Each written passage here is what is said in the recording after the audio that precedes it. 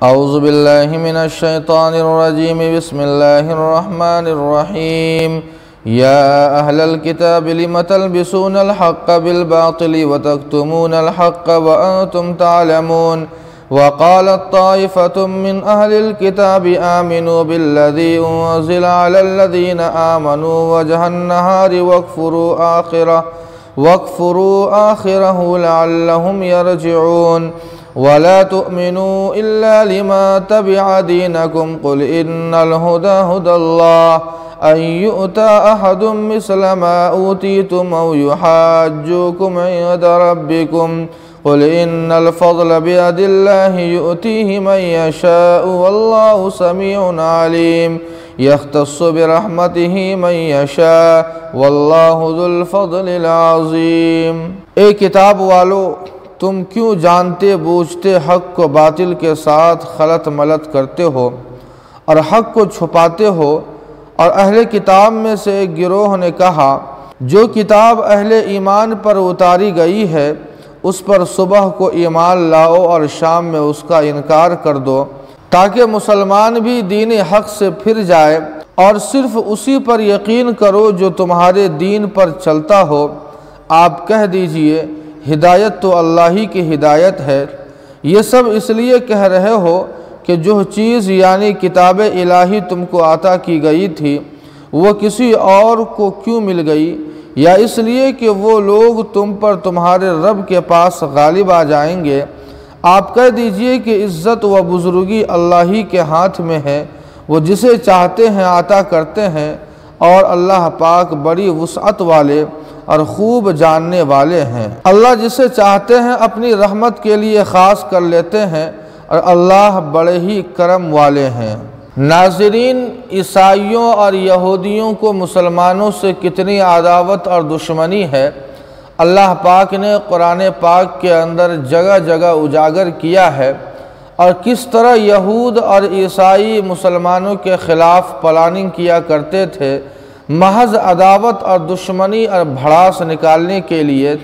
और वो अदावत और दुश्मनी ये थी, चूँकि हज़रत इब्राहीम के बाद नबूवत व रिसालत का जो सिलसिला बनु इसहाक से चल रहा था, अब नबूवत और रिसालत का इख्तिताम बनु इसहाक के बजाय बनु इस्माइल पर होने वाला था।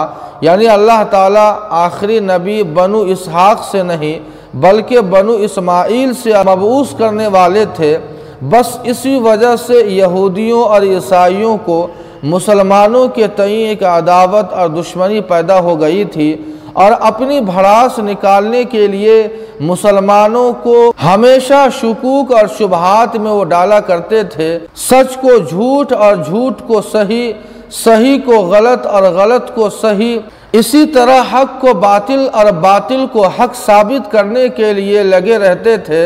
अल्लाह ताला ने यहाँ पर उन यहूदियों और ईसाइयों की एक अदावत और दुश्मनी को उजागर किया है, और वो ये है कि यहूदियों ने और ईसाइयों ने अपने ही गिरोह में से कुछ लोगों को तैयार किया और उनसे कहा कि जाओ तुम अल्लाह के नबी के दरबार में जाओ, वहाँ सहाबा के सामने ईमान कबूल करो, अपने आप को मुसलमान ज़ाहिर करो, और फिर शाम में जाकर वहाँ ईमान से फिर जाना, मुर्तद हो जाना। उसका असर ये होगा कि जो सहाबा उनके दिल में तज़ब्ज़ुब पैदा होगा, शक पैदा होगा कि आखिर ये लोग पढ़े लिखे लोग हैं, अहले अरब है, ये हकीकत जानते हैं और किताब इलाही का इल्म रखते हैं। सुबह इन्होंने ईमान लाया और शाम में ये फिर गए। इसका मतलब ये है कि नऊज़ बिल्लाह कुरान में, ईमान में, मोहम्मद सल्लल्लाहु अलैहि वसल्लम में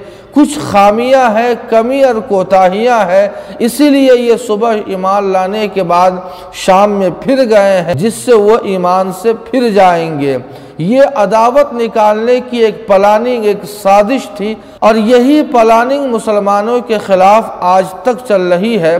बहुत सारे आपने देखा होगा कि जो इस्लाम की बड़ी तारीफ़ करते हैं कि इस्लाम बहुत अच्छा मज़हब है, लेकिन ग़ुलामी का मसला ना होता इस्लाम में तो अच्छा होता, तलाक़ का मसला ना होता तो अच्छा होता, हलाला का मसला ना होता तो अच्छा होता, इसी तरह इद्दत का मसला ना होता तो अच्छा होता। यानी पूरे इस्लाम को वो अच्छा मानते हैं, लेकिन कुछ ऐसा शगुफा छोड़ देते हैं जिससे मुसलमान मुगालते में पैदा हो जाए और अपने ही मजहब के ताल्लुक से उनके दिल में तज़ब्ज़ुब और शक पैदा हो जाए। अल्लाह ताला ने यहूदियों और ईसाइयों की इस नापाक हरकत का जवाब दिया है। अपने नबी से फरमाए कि ए नबी, आप कह दीजिए कि हिदायत का असल मेयार तो अल्लाह की तरफ से भेजी हुई हिदायत है। तुमने जो हिदायत का मेयार बनाया है वो असल हिदायत का मेयार नहीं है, इसलिए अल्लाह ताला जिसे हिदायत से नवाज दे वही असल हिदायत याफ्ता है और उसे कोई भटकाने वाला नहीं है। तुम किसी को हिदायत नहीं दे सकते, तुम्हारे बस में हिदायत नहीं है। अल्लाह फरमाते हैं कि आखिर कोई इनसे पूछे कि क्या तुमने अल्लाह की हिदायत, अल्लाह की तरफ से भेजी हुई किताब या अल्लाह की तरफ से भेजे हुए तरीक़े और अहकाम का ठेका तुमने ले रखा है जो तुम किसी और को गुमराह समझते हो और अपने आप को हिदायत याफ्ता समझते हो? या कहीं ऐसा तो नहीं है कि तुम्हारे दिल के अंदर ये बात है कि कल क़यामत में जब हम अल्लाह के हुजूर पेश होंगे, ये मुसलमान भी होंगे, तो उस वक्त ये मुसलमान हम पर गालिब आ जाएंगे, इसलिए दुनिया ही में इनका नामो निशान मिटा दिया जाए ताकि क़यामत में ये अल्लाह के हुजूर हमारे ख़िलाफ़ ना पेश आ जाए, इसलिए तुम मुसलमान का नामो निशान मिटाना चाहते हो। आखिर में अल्लाह ताला अपने नबी से फरमाते हैं कि ए नबी, आप इन यहूदियों और ईसाइयों से कह दीजिए कि फ़ज़ल और हिदायत तो ये अल्लाह के ज़िम्मे है, ये अल्लाह के हाथ में है। जिसे अल्लाह चाहे फ़ज़ल और हिदायत से नवाज दे, लेकिन जिसे अल्लाह हिदायत और फ़ज़ल से नवाज देते हैं तुम इन्हें गुमराह समझते हो, तो आखिर तुम ईमान वाले कहाँ रहे? इसलिए अल्लाह के फ़ज़ल और हिदायत को अपनी मीरास समझना ये गलत है। अल्लाह जिसे चाहते हैं फ़ज़ल और हिदायत से नवाजते हैं। अल्लाह पाक हम सबों को हिदायत अता फ़रमाए। वमा अलैना इल्लल बलाग।